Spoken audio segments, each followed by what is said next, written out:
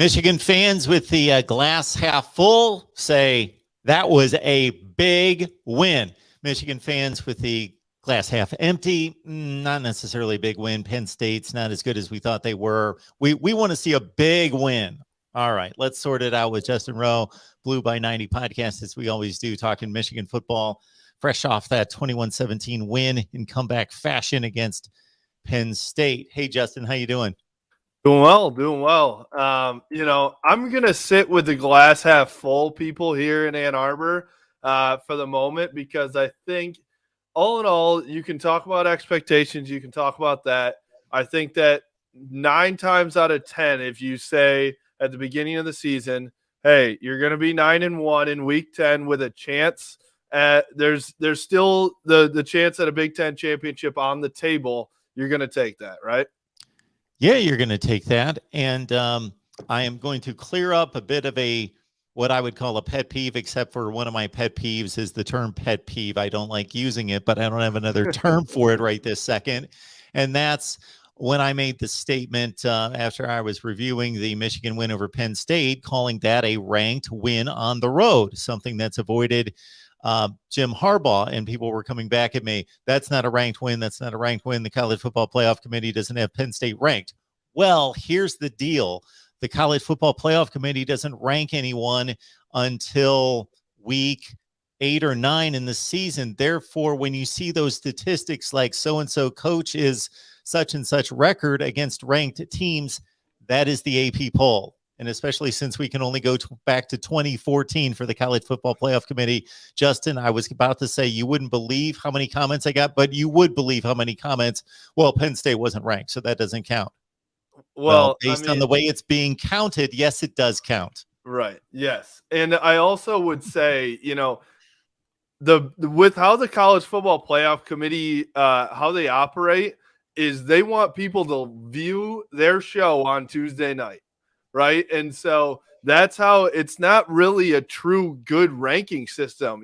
They probably will get the Final Four correct by the end of the year. But in these weeks leading up to it, it's all about sliding people in and out so to either get people excited or piss people off, whereas I think the AP is a true, especially by the time week 10 rolls around, it's a pretty good ranking system of how good teams are at that point. So, yeah, I'm going to give Michigan a little bit of credit here because that, again, this is a game that they usually don't win. And so whether you want to talk about the technicalities of ranked wins or not ranked wins, I still am going to call it a pretty good win.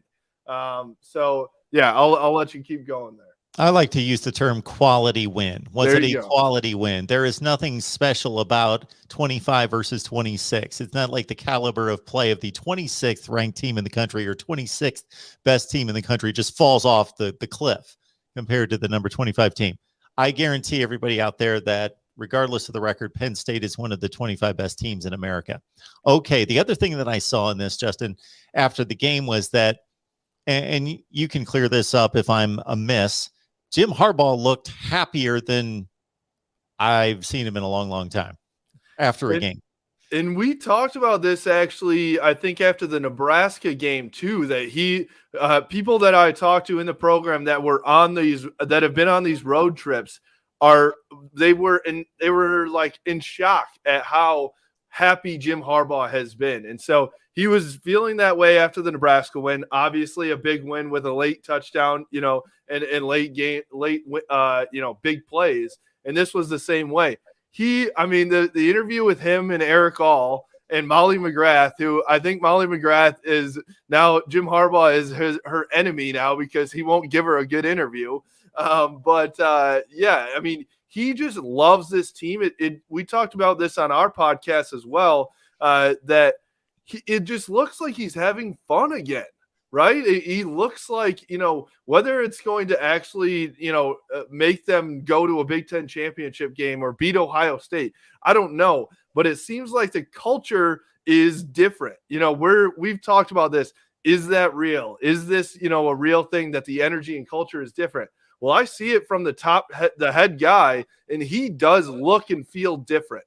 and even after wins in the past, yeah, he was in the locker room and they were doing the it's great to be a Michigan Wolverine thing. It was not with this much energy and this it just feels genuine from Jim Harbaugh that he's enjoying himself this year. And I think it's the guys on the team, it's the coaches that have energized him. And it starts almost from it's kind of this weird thing where it starts from the top down, but it also has been from the bottom up to get everybody on the same page there.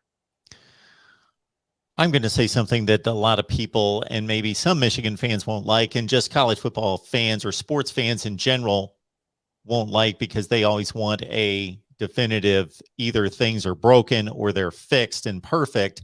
And that's Ohio State could have a really great team and they could have a winning culture and a functional program and all those good things. And Michigan could have all of that too. But when they play, somebody's got to lose the game, and that team could still be a great culture, great program with a really good coach and be doing things right. But somebody's going to walk off the field a loser.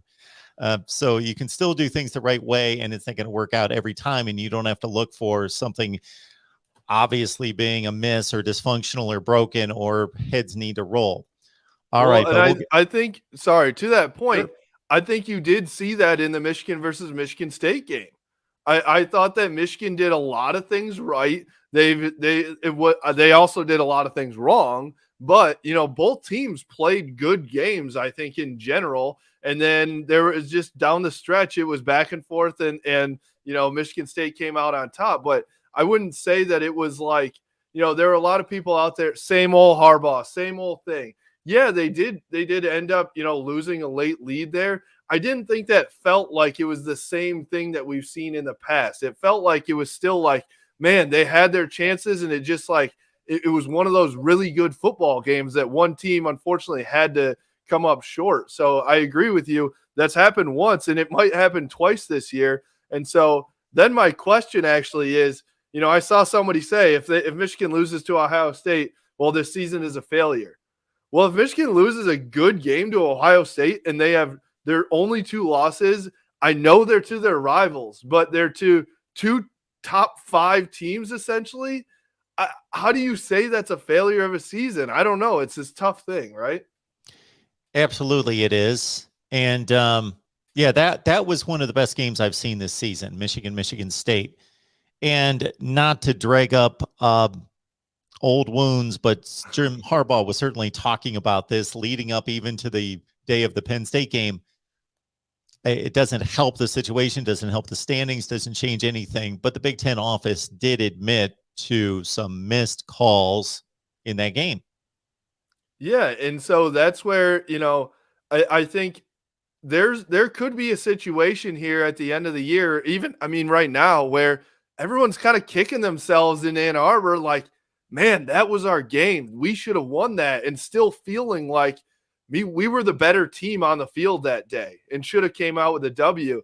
And then so some people are dragging Jim Harbaugh saying, oh, he's whining. He's still talking about those calls. Well, when you take away points off the board in a 4-point game, that's going to eat at you, and then when they come out and say, yeah, we screwed up, but you have to live with that loss on your schedule that is affecting what could happen for you at a chance at a championship. I think anybody would eat at you, right? And yeah, there's going to be coaches, people are going to say, well, he's got to be the bigger man. He gets paid millions of dollars to deal with this. I think he's fighting for his team. Honestly, I think it's this guy that's like, man, I felt like we deserved to win that ball game. And, there are also things where I say, well, you could have, not gotten 4 offsides calls, or delay of games, whatever you want to call them, which caused there were a lot of things outside the calls that caused Michigan to lose that game. But I think he's fighting for his team, and so I think that there are things there where it's like, yeah, you can call Jim Harbaugh a whiner, blah blah blah, but I think it's more so where he's like, I thought that my guys deserved that W, and it would have put us in a better position to win the Big Ten right now. So I'm going to keep bringing it up until something, ultimately gets changed here for the future. And that's why coaches at this level at a school like that get paid so much money. if they had gone out and not played well against Penn State and got their brains beaten in, then the complaints would have been, of course, that he distracted the team. They weren't prepared. They weren't focused on Penn State. They were still whining and they still had their heads in East Lansing against Michigan State. But he was able to do both at the same time. Prepare his team, separate that from, okay, I'm doing this over here. I'll take care of the Big Ten office, but we're going to prepare to play Penn State at the same time. Yeah. And I also think too, I mean, if you listen, what I think, the people that are calling Jim Harbaugh a whiner and saying he keeps bringing it up after 2-3 weeks, they saw the headline. They didn't watch the press conference. If you watch the press conference, Angelique Chengelis asks him a straight up question: did you get notification that they screwed up the call? He answers, yes, I got notification that they screwed up the call and other calls. And that was pretty much the end of it, right? And so the headline then goes to Jim Harbaugh still talking about, missed calls from the Michigan State game. But he answered a question from a reporter, and that was pretty much it. He didn't bring it up himself. He didn't go into he really answered it pretty directly too. I'm glad that you clarified that, because I will count myself in that group, because I saw comments online. I saw headlines. I also heard in the game broadcast, they said Jim Harbaugh's been talking about this up until this game. Oh my God. See, I mean, this is the thing with Jim Harbaugh too, is that Jim Harbaugh gets clicks and views no matter what. So everyone's going to talk about it. And whether you love it or not, that's Jim Harbaugh, right? And so it could be great stuff. It could be negative stuff. Obviously, in his Michigan tenure, it's going to be more negative stuff because he hasn't done he hasn't produced on the field in terms of wins. And so guess what? I mean, that's just kind of what you get, unfortunately, when you bring Jim Harbaugh onto your staff, is people are going to talk about him. And so it can be, I think obviously when they brought him on in 2015, they thought, yeah, he's going to be this big rock star that's in the news all the time for good things. Unfortunately for Michigan fans, we're at this point where he's, it's a lot of negative, but yeah, that's kind of where you're at for sure. Folks, it's almost Christmas time. Shop Amazon, and when you do, because we know that you're going to and probably already are, please use the link in the description section below to help us build the channel. It's the same shopping experience, doesn't cost you a penny, so you might as well do it. Help us build the channel. Grab the link in the description section below. We got Justin Rowe on the line talking Michigan football. You can join Justin on Blue by 90 podcast and his Twitter handle right there, Justin Rowe 92. So before we get off, because there are some particular aspects of the game against Penn State and particular players I'd like to hit on, but we kind of hit on the Ohio State narrative. To me, there's a difference in the seat. So regardless of how well they play against Ohio State, it can't be year fill in the blank, whatever, year 6, 7, 8, 9, whatever year, that's okay. That's enough. It doesn't matter if you lose them all by 1 point. You got to win that game.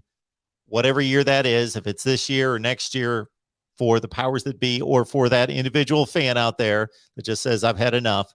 Mm-hmm. But there is a difference between if they lose that game and it's 31-28 and it's a Michigan State game type game, and it's like, okay, this was a toss-up. Right. We can't tell who the better team was, versus, okay, there's still that much gap between these two programs.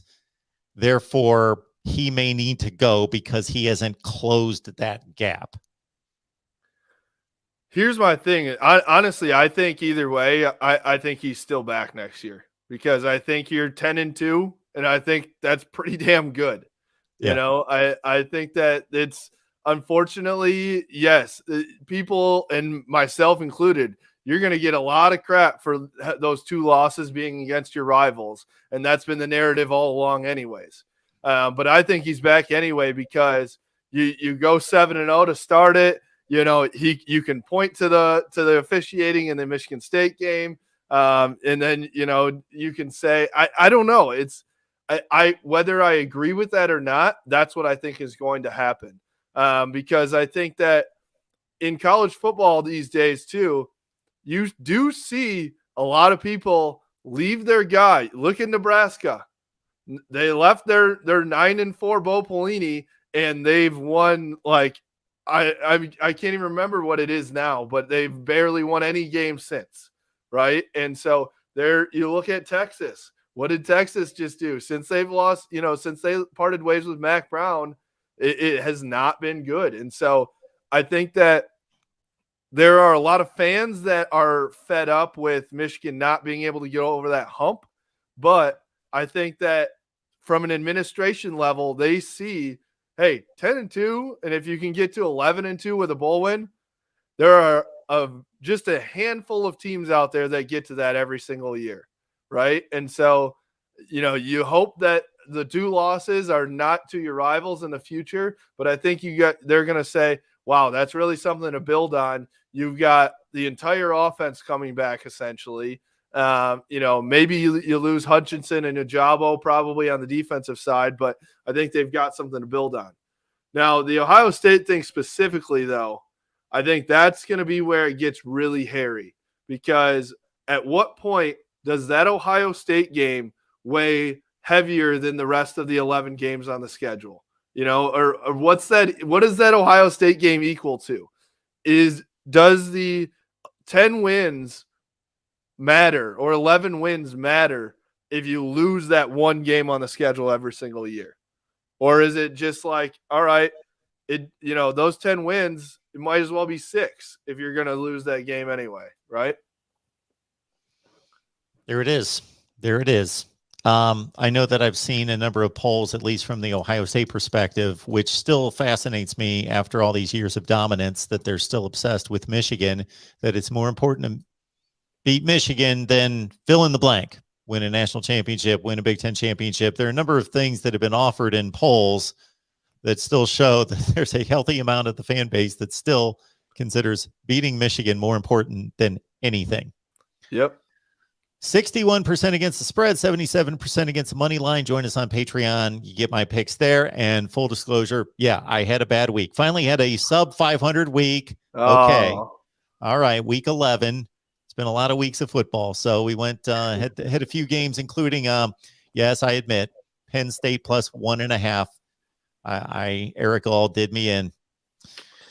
So, hey, that was a toss-up as well, though. So I think that you can't be mad about that bet, too, because it could have went either way at the end there. That's for sure. Absolutely. Yeah. So there's a difference between a running back getting 10 or 12 carries a game and coming out and he's fresh and he can run hard. And we see, man, this guy runs hard and he really gets after people. But when you are the guy, especially now that Blake Corum's down, and you slog it 31 times and you're still getting it in the fourth quarter, and you're hitting a handful of guys, at least a handful of guys on the other side that are going to be NFL players, like Penn State's got a good defense. Yeah. That's being a man. Absolutely. I mean, the offensive line, Cade McNamara, all the receivers, Jim Harbaugh, Josh Gaddis, every single one of them should have a big bag of money that ends up on Hassan Haskins' doorstep.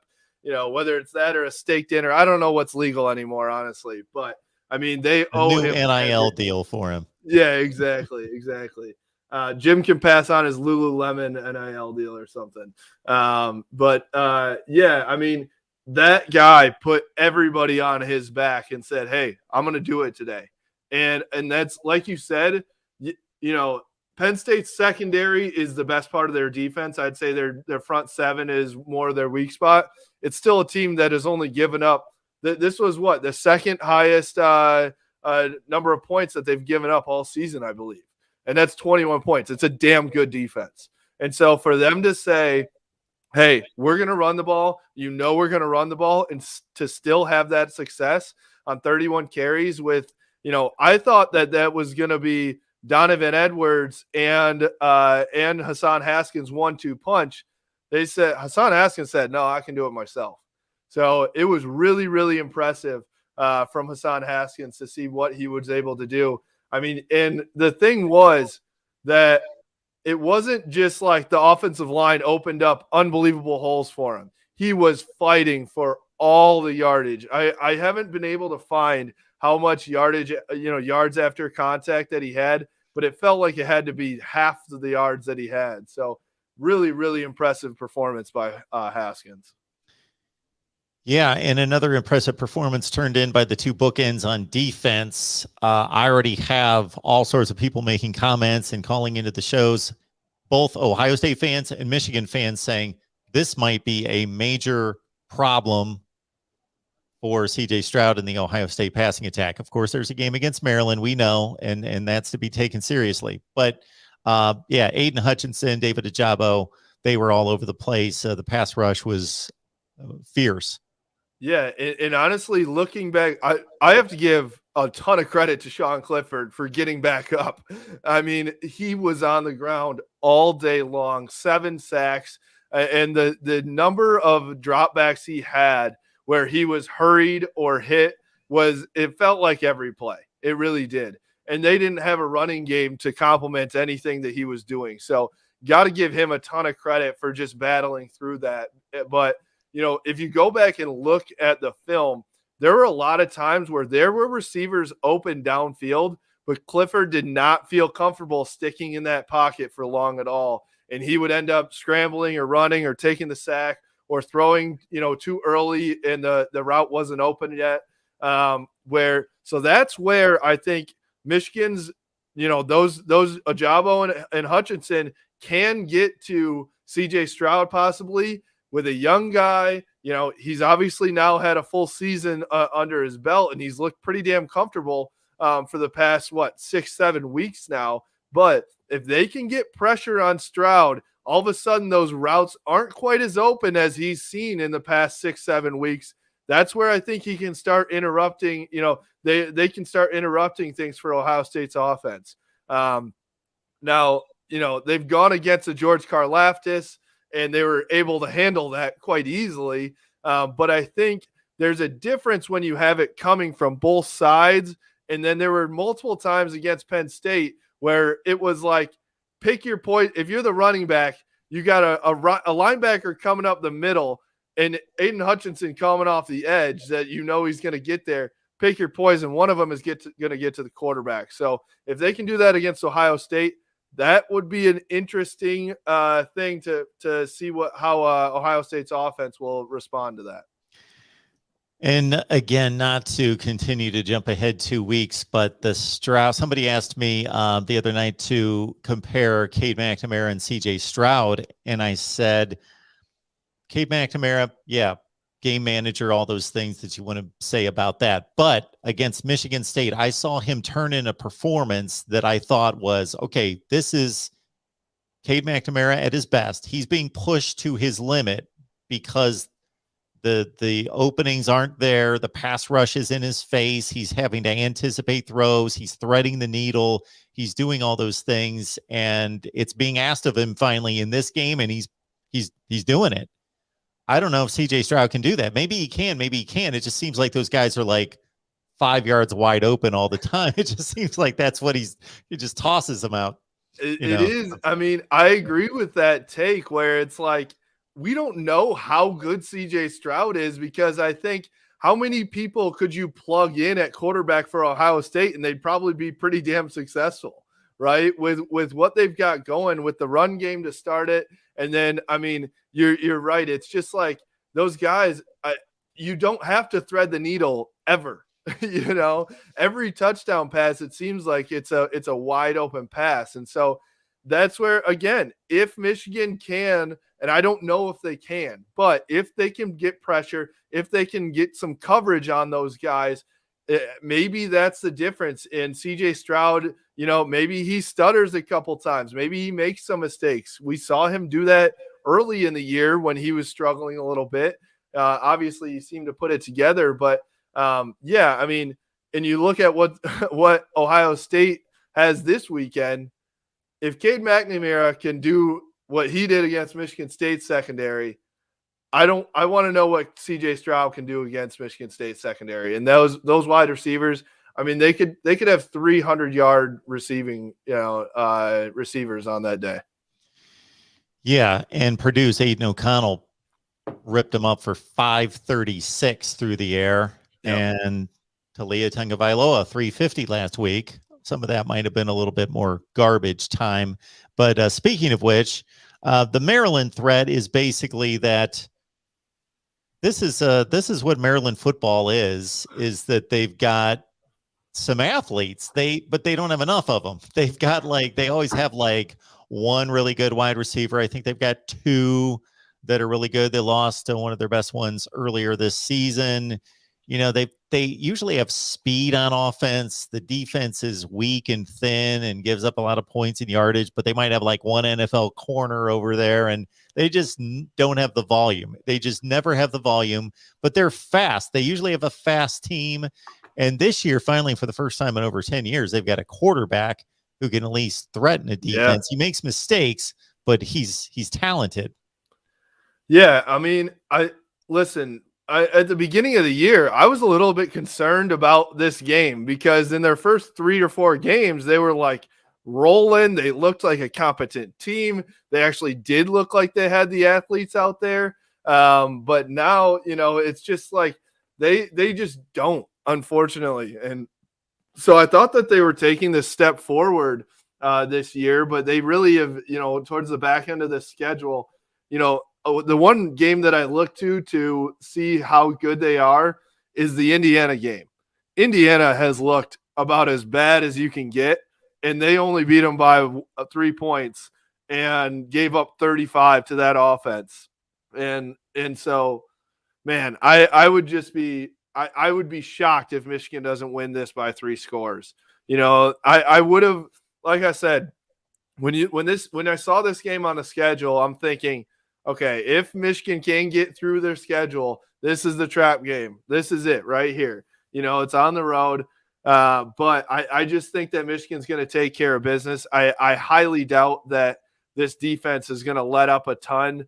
I actually think it's a pretty good prep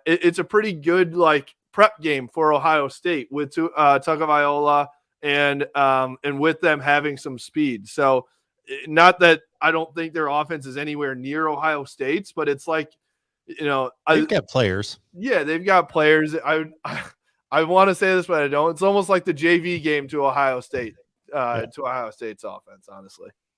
Yeah, it's both in regards to talent differential, and if it goes as planned, it's a 45-21 game, and it was good competition, but not too good, not taking it to the fourth quarter, but good warm up and style on offense, and some athletes not at that caliber, or really as many of them. Like Raheem Jarrett is a 5-star. He's having a great season. He can really play, but there's not just waves of them. There's a couple guys that can hurt you, and you just obviously focus on them.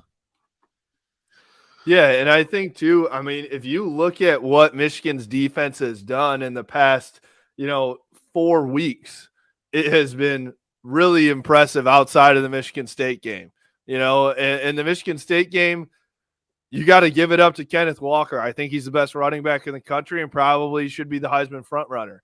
And, the other thing about the Michigan State game, Michigan's defense played pretty damn well outside of maybe 10 plays. There were some play. It was just big plays that they gave up.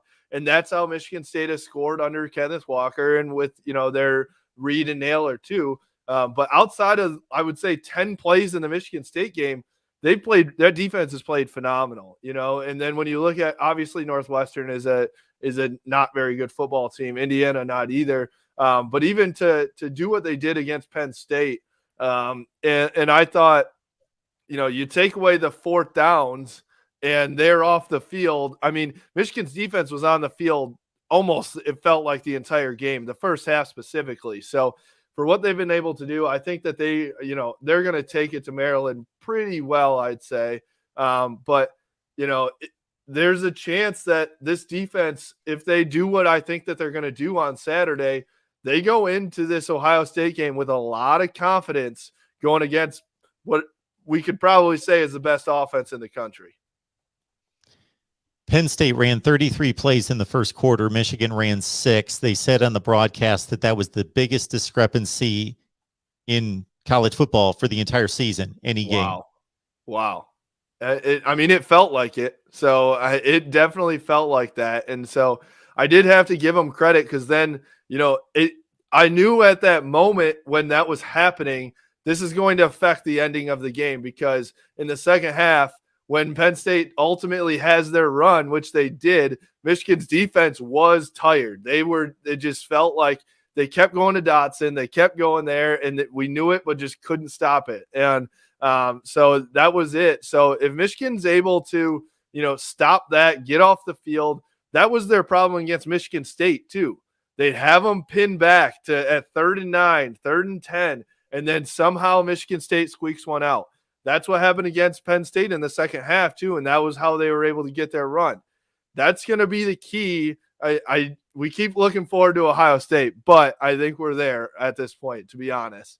That's going to be their key against Ohio State is, can they get off the field and get a 3 and out or force that turnover on downs and take, obviously the big play is going to be the big one, right? Is going to be take away the big play. But if they can get off the field instead of letting a 3rd and 9, a 3rd and 10 up, that's going to be, I think, the difference in that game.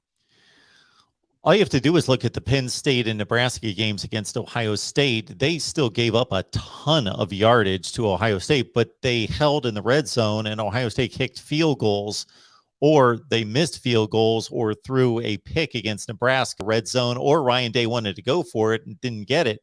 So they rang up a ton of yardage, but they only scored 33 and 26 in those two games because they were stuffed in the red zone and they had to kick field goals. Versus Purdue, they just cut loose and just put up an insane amount of points against the defense that's really good. The defense has played really well, and I thought that Purdue team, just in general, they've given it all, and it was just like, we got nothing left. This team is just too good. We got no more magic left, none of that. And especially when you're going into the shoe and all that stuff. But yeah, Michigan's offense against Ohio State's defense is going to be very interesting. My take on it is that Jim Harbaugh, knowing that he going into the season, it was, you need to win that game, right? It still is like that. I don't think anybody expected them to be, possibly 10-1 going into that game. But I think that he has a lot up his sleeve for that game in terms of offensive play calling that they have held back a little bit. We've talked about in the games that Michigan has been able to win handily against lesser teams, they haven't showed anything. They run the ball, and get out of there. Well, there's a chance, I think, that against Ohio State, they've got this whole playbook that they haven't shown except for maybe a couple games against Michigan State and Penn State, that they've got all these different pass plays and different formations that they're going to run. And I could see Michigan's offense making some action, making some things happen against Ohio State's defense because of that. Justin Rowe.